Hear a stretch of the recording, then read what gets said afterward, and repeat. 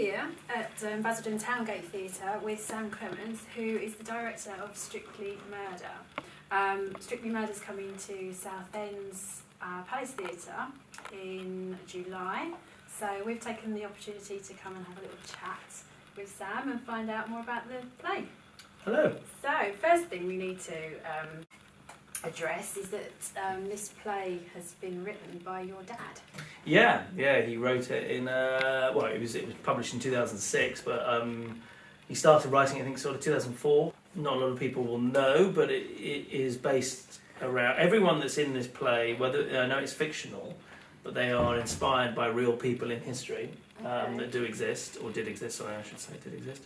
And there's embellishment on those, but the period is all correct. Everything that is being said within the radio broadcast are as close as I can get to the actual ones. Well, they are actual ones, but whether they're on that day or not, I don't know. Okay.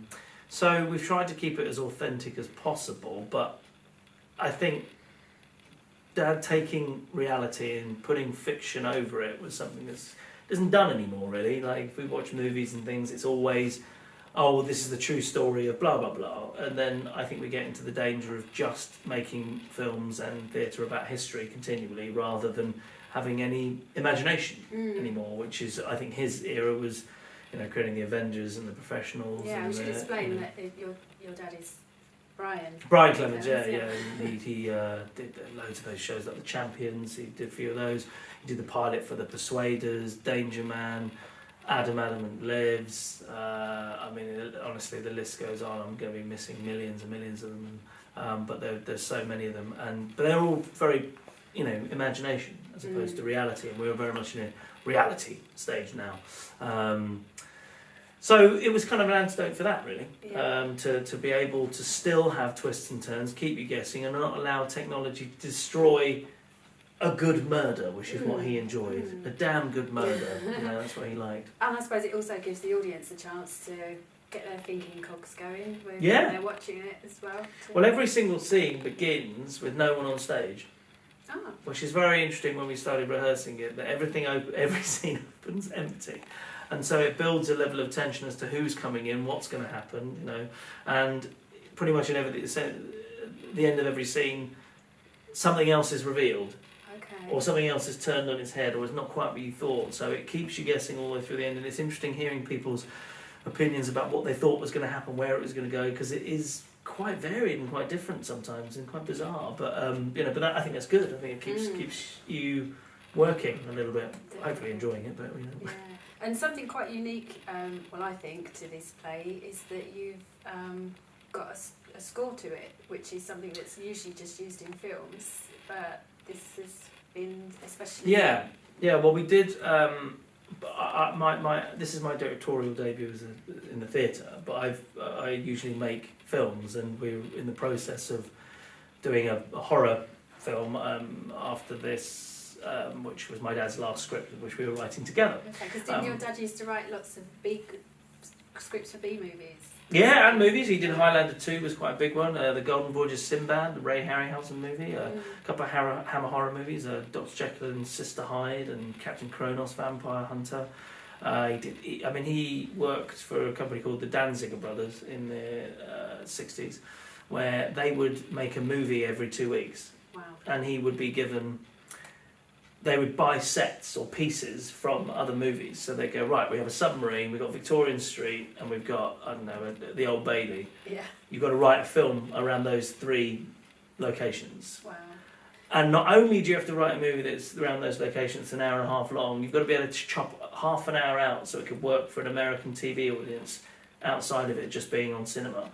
So after that, he found writing easy, because being able to take half an hour out of a story and still allow it to make sense in such a short space of time is remarkable, really. Yeah. So that was his training ground, and he made a lot of movies during that period, and worked with some amazing people that went on to do some great stuff. And then, of course, the Avengers, which, because the film industry was coming to an end, you didn't have all these amazing technicians who were working on movies and the Ealing comedies and all these things. They're all suddenly out of work, but they're all suddenly now working on TV. on 35mm. So you had incredible camera operators and cinematographers and sound people that were working on, some of the great movies and David Lean movies and all this kind of stuff. So it was, it was very lucky, I think. It was a good time. Very good time. Yeah. But yeah, so the reason we had the score is because I felt that it's very cinematic anyway, this play, because there are huge sequences where you're watching people doing things and there's no dialogue. You're watching action. And I think Dad, when he wrote it, didn't expect it to be scored. He thought it'd be interesting, even with silence, to not know what's going on, which also has its own tension. And I think, knowing when to have music, when not to have music is important. Yeah. But because I'd made movies before, and I'd worked with this composer, Edward White, who's a great friend of mine, and he knew my dad as well, and knew his work, and knew Laurie Johnson, who wrote not everything, but a huge amount of Dad's. He did The Avengers and The Professionals and This Is Your Life and Thriller, his TV series. So he knew the style that even Laurie Johnson and Dad had created, that we decided to look at it for this, to bring something different, because it has a huge amount of atmosphere. When you see it, you'll see what I mean. That camera work,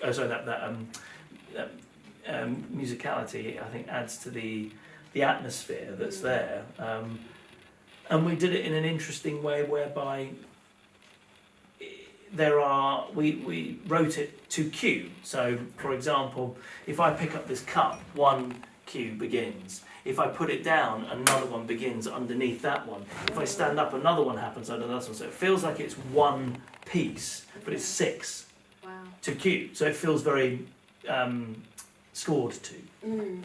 Oh, I can't wait to see it. So yeah, so it was interesting. So it was something we hadn't tried before. So we're like, well, I don't know how they do it. Well, this is how we would do it. So let's try it. He never worked really in theatre and very much, and this is my debut. So I thought, well, let's go at it together. We have no idea what to do. Yeah, I should imagine it holds the audience's attention more. It draws you in. Well, we used to film music. Movies now are wall-to-wall music. Yeah. And I think there's too much music in films now. It doesn't allow the actors to act anymore. It's telegraphing what you, the audience, should be feeling all the time. And I think that's unfair. But that's producers not being confident in their team and feeling that we need music for everything, which then it detracts from the thematics in the piece. That's why we do it. Like the John Williams of the world, who create all these incredible movies. Star Wars, E.T., Indiana Jones. We don't get those thematics so much anymore, because it just needs to be wall to wall all the way through. So it's hard to create that level of thematic when that amount of music that you're having to write is suddenly double the amount that it used to be. Yeah. So how do you feel about directing something that your dad's written? Is there extra pressure on you, or is it a pleasure? Well, because he's no longer with us, I don't have the pressure of him going, that's awful, what have you done that for? No, but you must have an idea of what he would have thought. Well, we've made a change to this, which we discussed before he passed away, and he always wrote plays from the standpoint of how would I direct it, and he needed to see the set and how it would work in his head, and I said to him, don't worry about that. That's the director's problem to solve it. So we've changed something which I'm not going to tell you, but it's a form of action that happens, and I think you won't expect it. I think it's a little shocking, but I think it has a continuity of theme that fits the play better. And I think if he was alive today, he would agree with that change. But also, because of the theme, you've got an educational pack running alongside. Well, yeah, that came out of the research projects. I wanted to treat this type of work a bit like if we were at the National. Let's look at it let's research the period. Let's see, how do you feel about Donald Trump, or how do we feel about that? We need to know how we feel about Hitler and about that uprising. We need to know what is going on the streets and what is going on said in France. How did France feel about it? How are women represented? How did Hitler's rise to power come? And any more than that, I'm going to be giving it away. But so once all the actors came in and they did all the work. Yeah. One of them, Drew, who plays Joseph, did a wonderful. He was looking at Jewish life in Germany during that period to see how badly and how persecuted they might be during that period. And he decided to do it as a radio piece, and so he played a character that he created based on truth and based on what stories he'd heard, and created a radio piece, which I think is, and it's really moving and lovely. And so with all these pieces, I thought, well, rather than they just go to waste, let's collate them in some way and make a pack that if anyone is studying World War II, it will find it very, very interesting, I think. And I suppose having that kind of research as well was good for the rehearsal process when it began for the actors. Tell us a little bit about how you chose the cast and what they've brought to the play for you. Well, because I've worked with Talking Scarlet a lot, I knew the pool of actors, or a huge pool of actors that Patrick uses, and he likes working on recommendations. So immediately, I knew that I wanted Lara. My dad had met Lara and had mentioned he thought she'd be a great Susie, and I think she's fantastic and totally embodies that innocence, that vulnerability, but that modern woman that is not going to, sit back and, be the housewife. Yeah. She's very, very active and a real doer, and doesn't take no for an answer. And she's a bit like Sherlock Holmes. She questions everything along the way. She will not accept the first answer that's presented, which is great from a playing perspective. Drew and Gary I'd worked with doing Dr. Jekyll and Mr. Hyde. Gary was Jekyll and Drew was Hyde, and they're lovely. And I just thought Drew immediately I thought would be a perfect Joseph, and Gary I got on so well with him, working with him, and I just thought he'd bring a real sort of sensitivity to this, or both of them actually, for very different reasons. Brian, so I worked with all those three before. I'd never worked with Corrinne or Brian Capron, but I'd seen a lot of their work before, and I'd met them socially, and I thought that Brian would be absolutely perfect for it. He needs that level of gravitas, charm, bit of humour, and Brian has all that in spades. He's actually a good comedy actor, isn't he? Great, yeah. And this play is, yes, it's serious, but there's a lot of humour. And Dad always felt that the best horror or thriller should have humour in it. Even Psycho is quite funny in places, and it's quite dark.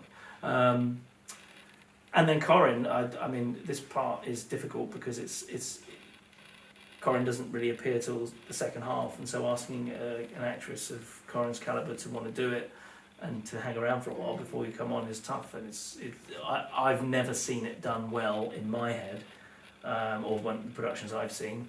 And I think Corrinne is absolutely fantastic and perfect for this. Yeah. So what's the future for the play? Well, the future for the play is, we're touring on till October at the moment. We're still trying to book other venues. If any other venues are interested, please get in touch.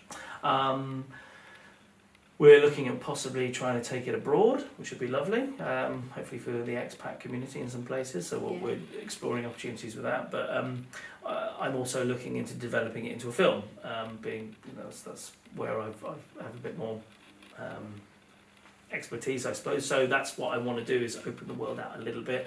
Don't need to change it too much, actually. Dad's written a great story. It's just and we did discuss it, I think, possibly being able to turn it into a movie, before he passed away quite a while ago.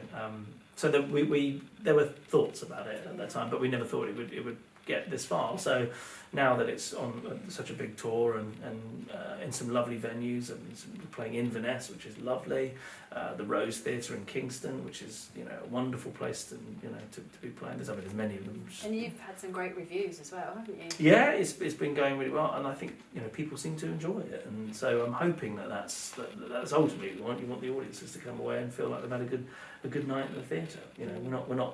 We're not doing Chekhov here, but we're doing a good solid thriller that should keep you guessing from start to finish. Well, Southend audiences love a murder mystery, so I think you will be a hit in Southend. Well, I hope they love this one. Yeah, it's got a lot. It's got a lot going for it. I'm sure they will.